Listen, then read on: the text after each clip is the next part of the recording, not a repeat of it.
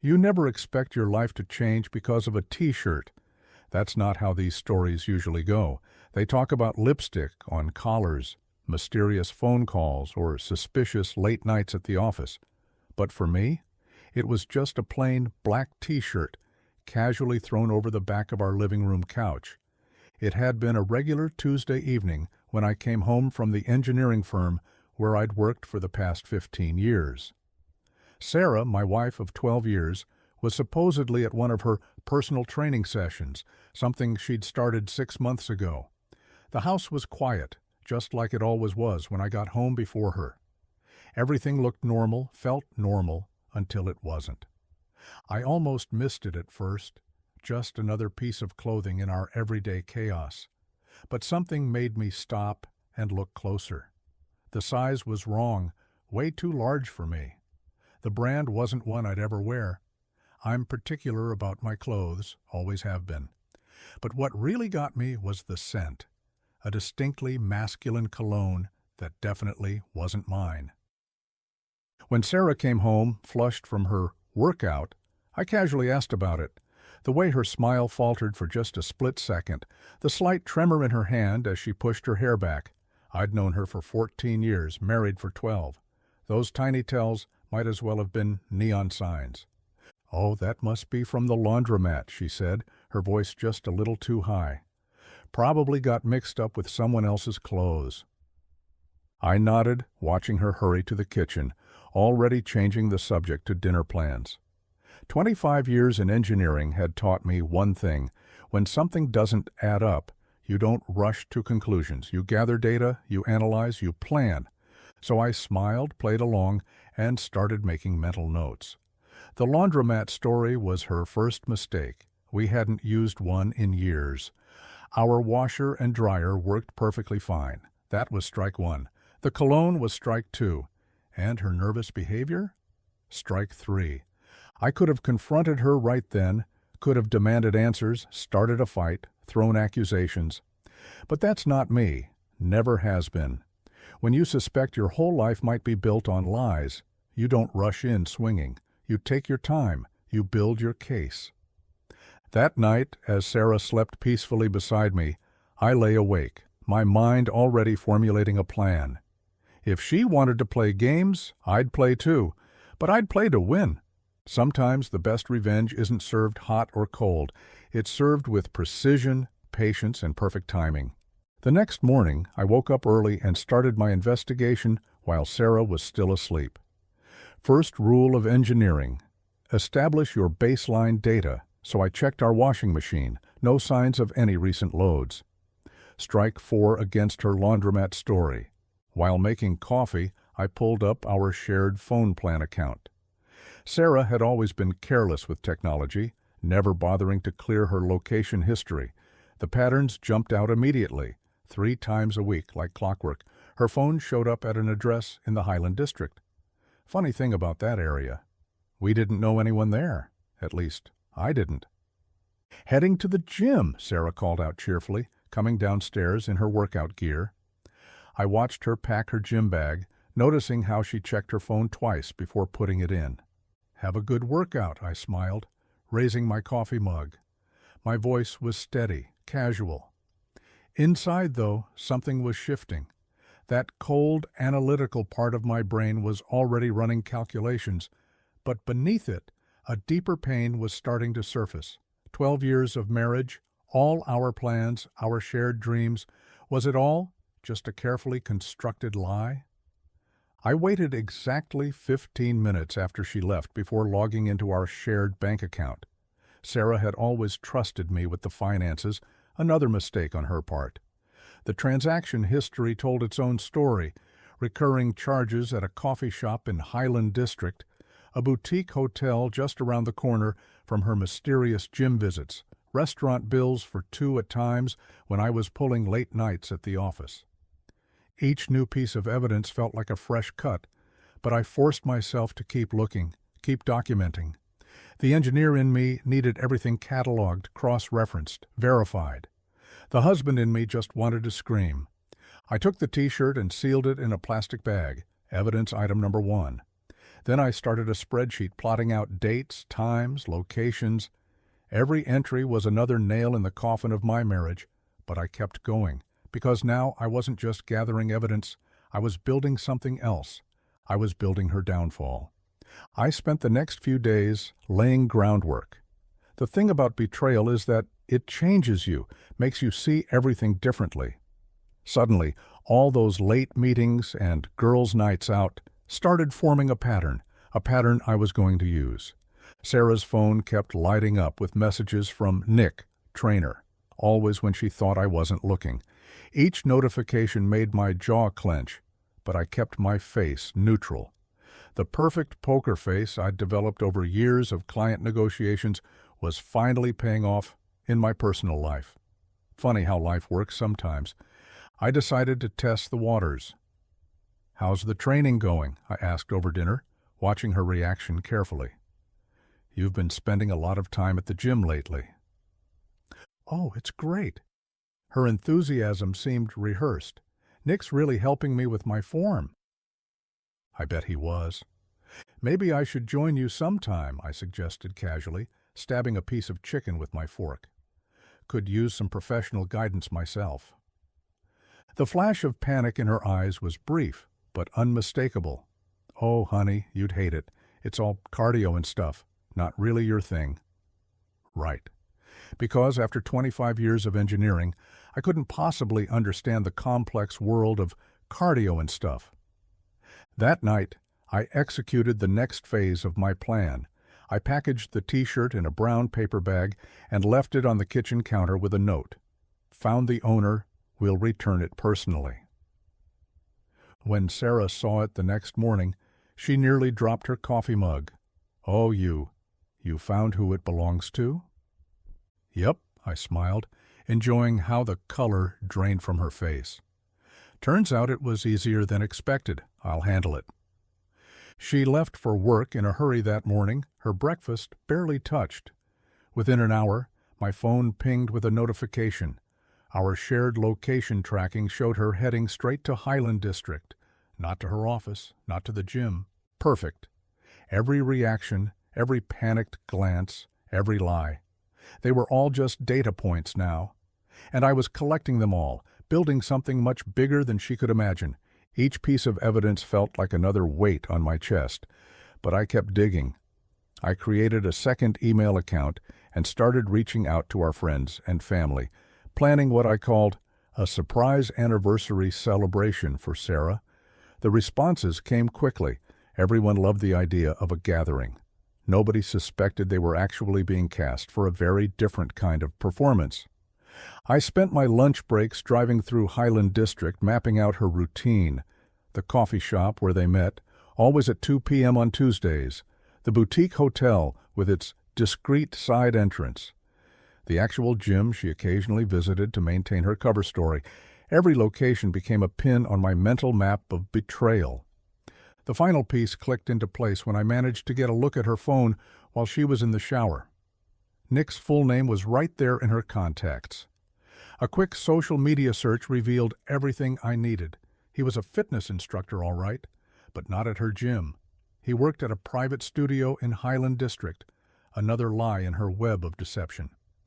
That night, as we sat watching TV like nothing was wrong, Sarah curled up against me, just like she had for the past 12 years. The familiar scent of her shampoo, the warmth of her body. It all felt like a cruel joke now. I wondered if she was thinking about him, even as she sat there with me. "You know what?" I said, keeping my voice light. "We should have people over soon.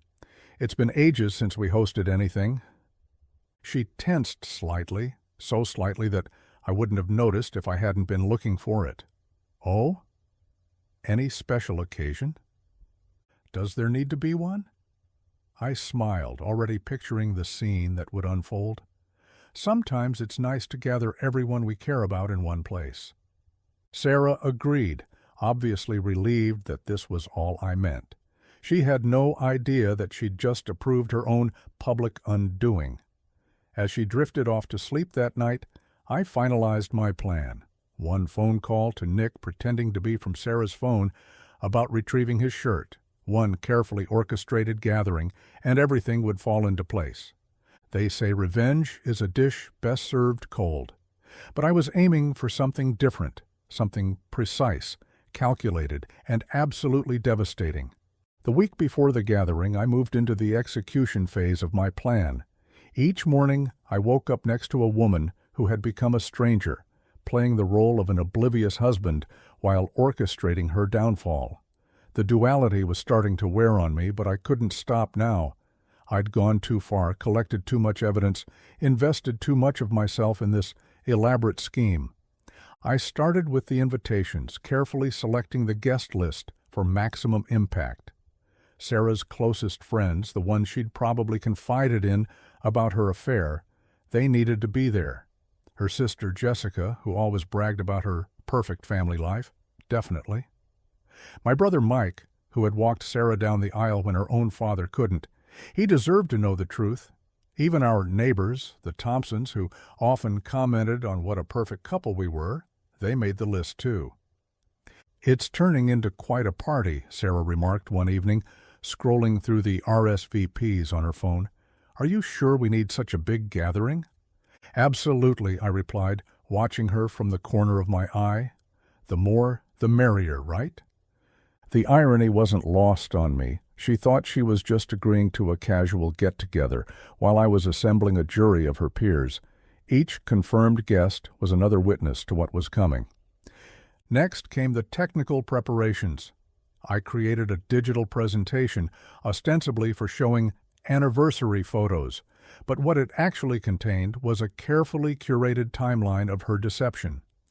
Bank statements, GPS locations, timestamps from hotel visits, all formatted into clean, undeniable evidence. The engineer in me took a certain pride in the precision of it all. I made the call to Nick using a spoofed number that showed up as Sarah's on caller ID. The conversation was brief, casual, just her reminding him about coming to pick up his shirt at the party. He seemed surprised, but agreed readily enough. The eagerness in his voice made my blood boil, but I kept my tone light. Perfect in my imitation of Sarah's texting style, another skill I'd picked up from studying her messages over the past weeks. The hardest part was maintaining normalcy at home. Sarah would talk about her day, casually mentioning her training sessions, as if each word wasn't another lie to add to the pile. She'd curl up next to me on the couch, plan menus for the party, ask my opinion about wine selections, all while her phone buzzed with messages from Nick that she'd check when she thought I wasn't looking. Sometimes, in quiet moments, doubt would creep in. Was I taking this too far? Would a simple confrontation be enough? But then I'd remember the casual way she'd lied about the T-shirt, the ease with which she'd created an entire fictional narrative about the laundromat. No, this wasn't just about the affair anymore. This was about 12 years of shared life that she'd been willing to throw away. This was about consequences. The night before the party, I stood in our home office, reviewing everything one last time. The presentation was ready. The evidence was organized. Nick had confirmed he'd come to pick up his shirt. All the pieces were in place. Tomorrow, the carefully constructed facade of our marriage would come crashing down in front of everyone who mattered to us. As I headed to bed, Sarah was already asleep, peaceful and unaware. I looked at her face, so familiar yet now somehow foreign, and felt a complex mix of emotions wash over me. Love, hate, anger, grief, all tangled together in a knot that only tomorrow's events could unravel. The morning of the party dawned bright and clear, almost mockingly perfect. I'd barely slept, spending most of the night mentally rehearsing every step of what was to come. Sarah bustled around the house, arranging flowers, setting up appetizer plates, completely oblivious to the fact that she was decorating the scene of her own undoing. "Honey, can you help me move the coffee table?" she called from the living room. "I want to create more space for everyone." More space. If she only knew how much space there would be in this house after today. I helped her rearrange furniture, watching as she transformed our living room into what she thought would be a celebration space. The laptop with my presentation sat innocently on the side table, waiting. The brown paper bag containing the T-shirt was hidden in my office, ready for its moment. People started arriving around 4. Jessica came first, bringing a bottle of champagne. "For the happy couple," she announced, hugging Sarah tightly. Mike arrived with his wife, then the Thompsons, and gradually our house filled with the buzz of conversation and laughter. Each new arrival felt like another weight being added to my chest. I watched Sarah work the room, the perfect hostess. She'd always been good at this, making everyone feel welcome, keeping conversations flowing, managing multiple social interactions with effortless grace. Now I wondered how much of that skill had come from practice at deception. "You two are still such an inspiration," Mrs. Thompson gushed, clutching her wine glass. 12 years and still so in love." I smiled, letting the irony wash over me. "Yes, Sarah's full of surprises." At 4:30 my phone buzzed, a text from Nick saying he was on his way. I excused myself and went to my office, ostensibly to get the photo presentation ready. In reality, I needed a moment to steady myself. The evidence was spread across my desk: bank statements, GPS records, hotel receipts, each piece a nail in the coffin of my marriage. Through the office door, I could hear Sarah laughing at something Jessica had said. The sound cut through me like a knife. How many times had she laughed like that with him? How many secret jokes, stolen moments, hidden smiles had they shared while I worked late at the office, trusting her, believing in us? My hands shook slightly as I gathered the papers. The engineer in me tried to focus on the technical aspects, the sequence of reveals, the timing of each disclosure. But the husband in me, the man who had loved this woman for 12 years, felt like he was preparing to detonate an explosive that would destroy not just her, but parts of himself, too. I checked my watch. 4:45. Nick would be here soon. Sarah had no idea he was coming, thinking he'd pick up the shirt another day. The perfect collision of her two worlds was minutes away. I took the T-shirt from the brown paper bag, holding it for a moment. Such a simple thing to bring down 12 years of marriage. Back in the living room, the party was in full swing. Someone had put on music, drinks were flowing, conversations bubbled. Sarah caught my eye across the room and smiled, that same smile that had once meant everything to me. I smiled back, probably for the last time. My phone buzzed again. Nick had arrived. The doorbell rang, cutting through the party's cheerful noise like a knife. Sarah was in the kitchen, refreshing drinks with Jessica. She couldn't see the front door from there, another calculated detail in my plan. I watched her for a moment, wondering if this would be the last time I'd see her smile so carelessly. "I'll get it," I called out, my voice surprisingly steady.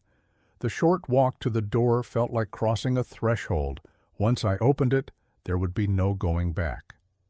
My hand rested on the doorknob as 12 years of memories flashed through my mind. Our first date, the wedding, lazy Sunday mornings, vacation photos, dreams of growing old together, all about to go up in flames. I opened the door. Nick stood there, tall and fit in his casual clothes, looking exactly like his social media photos. The photos I'd studied so carefully, learning the face of the man who'd helped destroy my marriage. "Hey, man," he said easily, clearly having no idea who I was. "Sarah asked me to pick up my shirt?" "Of course," I replied, shaking his hand firmly. "Come on in. We're having a little gathering. Sarah's in the kitchen. Why don't you join us?" He hesitated for a moment, but social pressure won out. Nobody wants to seem rude. He followed me into the house, through the hallway lined with photos of Sarah and me in happier times. I watched him take in the scene, the party, the guests, the celebration atmosphere. Confusion flickered across his face. "Everyone," I called out, raising my voice just enough to get attention, "could I have your eyes up here for a moment?" The conversations quieted. Sarah emerged from the kitchen, freezing mid-step when she saw Nick. The color drained from her face so quickly I thought she might faint.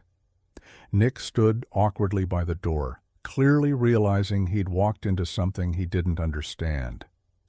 "Sarah, honey," I said, my voice carrying across the now silent room. "Look who finally came to get his shirt." Jessica looked between Sarah and Nick, her eyes widening with recognition. She'd probably heard all about him in their private conversations, never expecting to see him here. Mike shifted uncomfortably, always quick to sense tension. Mrs. Thompson clutched her wineglass tighter. I walked to my office, every step echoing in the silence, and returned with the brown paper bag. The T-shirt inside felt like it weighed 1,000 pounds.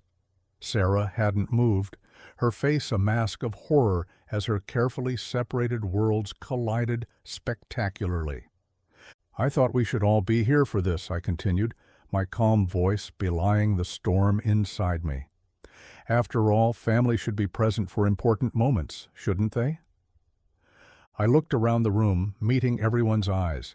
These people who had witnessed our marriage, celebrated our anniversaries, shared our lives, they were about to witness its destruction too. The laptop hummed quietly, ready with its damning presentation. The papers in my office waited with their cold, hard facts. Sarah finally found her voice. "Rob," she whispered, a plea in her tone, "please." But it was too late for pleading, too late for explanations or excuses. The time for secrets and lies was over. I reached into the paper bag. The room held its breath as I pulled out the black T-shirt, holding it up like a prosecutor presenting evidence. Nick's eyes widened in recognition, while Sarah seemed to shrink into herself, her perfectly manicured fingers gripping the kitchen doorframe. "Funny story about this shirt," I began, my voice steady despite the thundering in my chest. "Sarah told me she picked it up by accident at the laundromat. Interesting explanation, considering we haven't used a laundromat in—" I paused, pretending to think. "How long has it been, honey? 5 years? 6? The silence in the room was deafening. Jessica had her hand over her mouth. Mike was looking at the floor, his jaw clenched. The Thompsons were frozen in their seats, wine glasses forgotten. "But that's not even the best part," I continued, moving to the laptop. "See, being an engineer, I like data. Numbers, facts, they tell such interesting stories." The presentation screen flickered to life on our living room wall, the same wall where our wedding photos hung. For example, they can tell you exactly how many times your wife's phone has been to a certain address in Highland District. A map appeared on the screen, red dots clustering around a familiar location. Sarah's face went from pale to ashen as she recognized the pattern of her own movements. Or they can show you hotel charges. I clicked to the next slide, displaying highlighted bank statements, always on Tuesdays and Thursdays, always when I had late meetings at the office. Quite the coincidence, wouldn't you say? Nick took a step toward the door, but Mike moved to block it. My brother had always been quick on the uptake. "Rob?" Sarah's voice was barely a whisper. "I can explain." "Explain?" I turned to her, feeling oddly calm. "Like you explained the shirt? Or like you explained your personal training sessions?" I looked at Nick. "Speaking of which, how's her form coming along? All that one-on-one attention must be really helping." The room collectively flinched at the double meaning. Mrs. Thompson made a small, distressed sound and took a large gulp of wine. "I've spent weeks collecting this data," I continued, each word measured and precise. "Bank records, location histories, hotel receipts, even your text messages. You really should change your phone password more often than your gym schedule, Sarah." I clicked through more slides, each one another nail in the coffin of our marriage. The evidence was methodical, irrefutable, devastating in its precision. With each new revelation, I watched Sarah's world contract, her carefully constructed lies crumbling around her. I thought about just confronting you, I admitted, my voice finally betraying a hint of emotion. But 12 years of marriage deserved more than a private conversation. It deserved... I gestured to our assembled friends and family, witnesses. The room had become a pressure cooker of tension, with Sarah and Nick as the unwitting centerpieces of my carefully orchestrated revelation. I moved to the next slide, displaying a calendar with highlighted dates. Let's talk about patterns, I continued, my voice taking on the tone I used for client presentations. Fascinating things, patterns. They tell us stories we might otherwise miss. For instance, I pointed to the screen. Every Tuesday and Thursday, Sarah's phone would leave her office at 2 p.m. Not for the gym where she claimed to be, but for a private studio in Highland District. I turned to Nick, who had gone from uncomfortable to absolutely mortified. That would be your studio, right, Nick? The one where you offer, I made air quotes, private sessions? Jessica gasped audibly. Sarah shot her a desperate look, probably remembering all the confidences they'd shared, never expecting them to be exposed like this. But what really interested me were the hotel charges. I clicked to the next slide. Always the same place, always charged to our joint account. You see, Sarah never was good with financial discretion.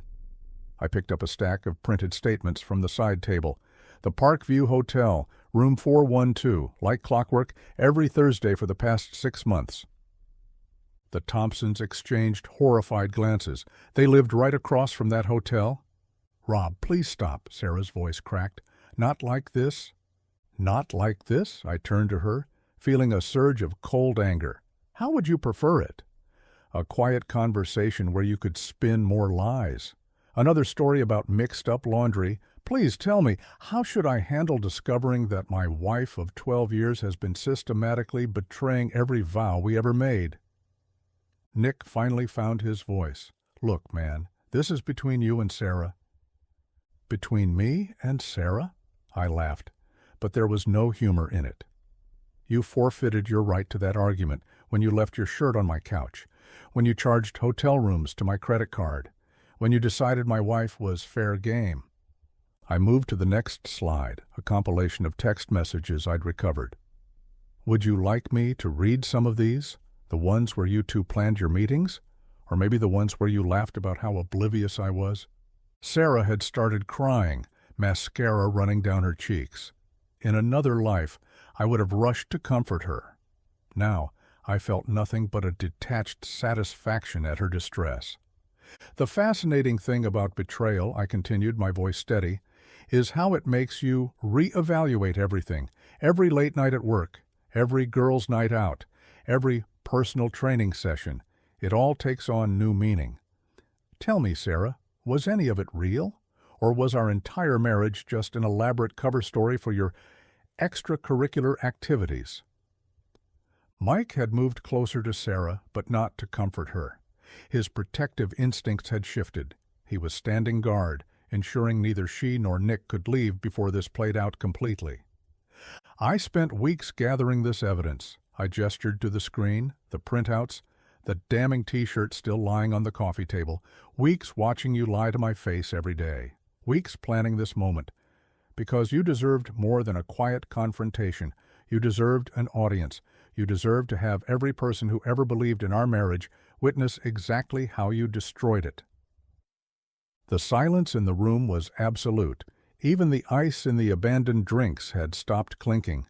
Sarah's perfectly arranged party, her carefully maintained facade, her meticulously hidden affair, all of it lay in ruins around her designer heels. I walked over to the mantel where our wedding photo still stood, 12 years younger, beaming at each other, full of promises and dreams. I picked it up, studying it for a moment before turning back to the room. You know what the worst part was? My voice had lost its presentational tone, becoming something rawer. Not the affair itself, not even the lies. It was watching you come home from being with him and act like everything was normal. Kissing me hello, asking about my day, planning this party. How many times did you touch me right after touching him? Sarah made a choked sound, somewhere between a sob and a protest. Nick had backed himself against the wall, as if trying to physically distance himself from the situation. I almost admired the performance, I continued. The dedication to the role of loving wife, the careful attention to detail, except for one small mistake. I held up the T-shirt again. One careless moment that brought down your whole house of cards. Jessica stood up suddenly. I think we should go. Her voice trembled. No, I said firmly. Nobody leaves. Not yet, because there's one more thing Sarah needs to explain. I clicked to the final slide, a series of financial transfers. Want to tell everyone about the money, honey? The joint savings you've been siphoning into a private account? The new revelation hit like a physical blow. Even Nick looked shocked at this one.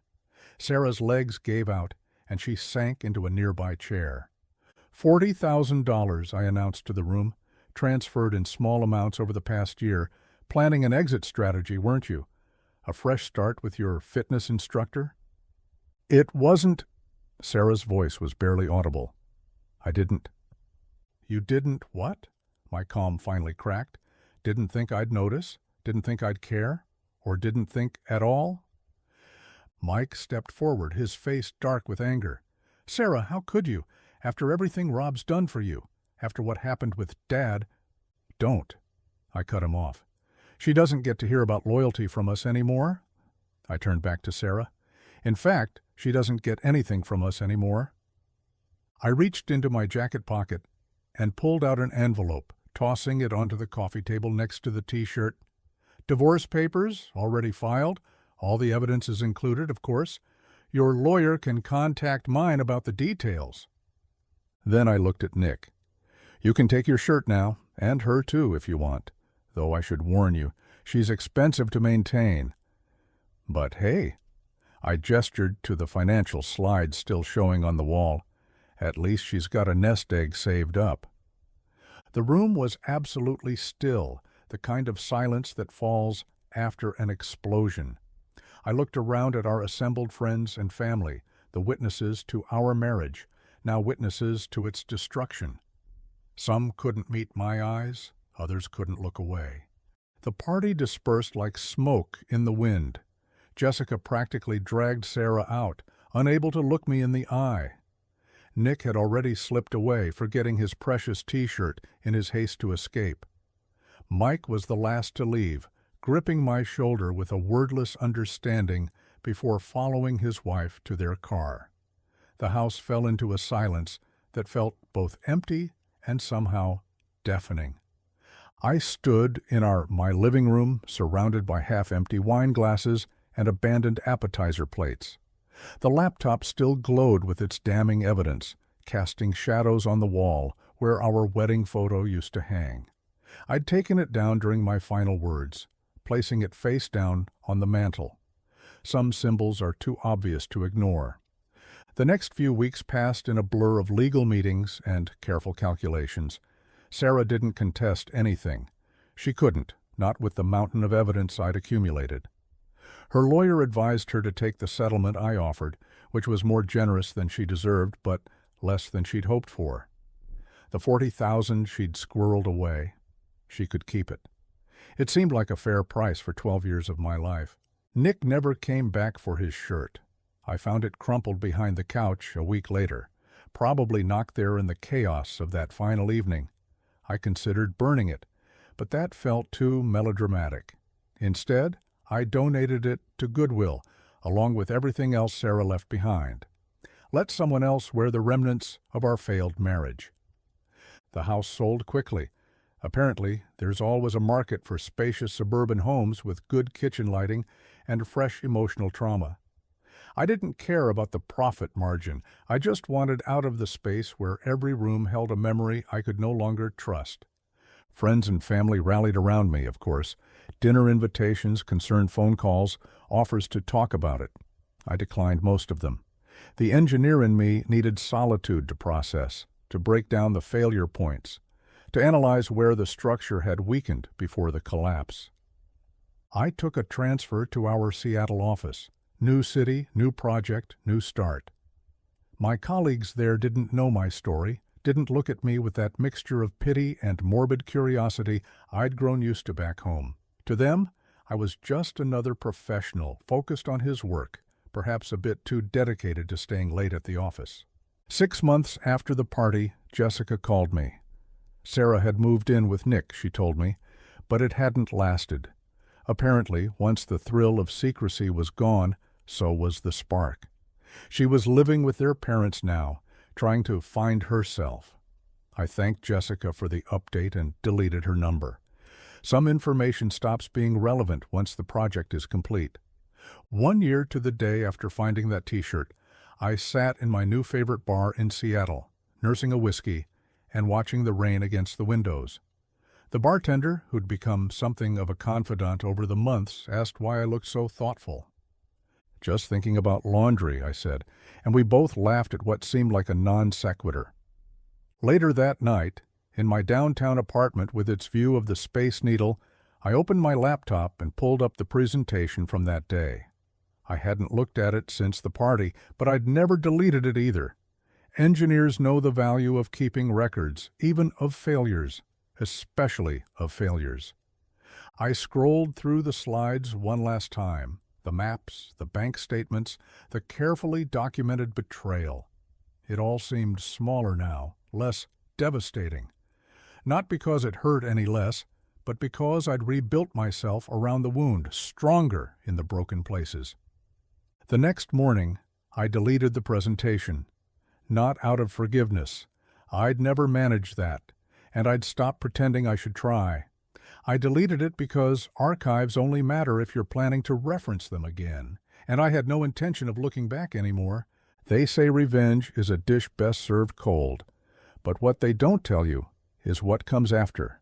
The quiet satisfaction of having stood up for yourself, the peace of knowing you handled betrayal with dignity, and the strange gratitude for a black t-shirt that showed you the truth before you wasted any more years on a lie.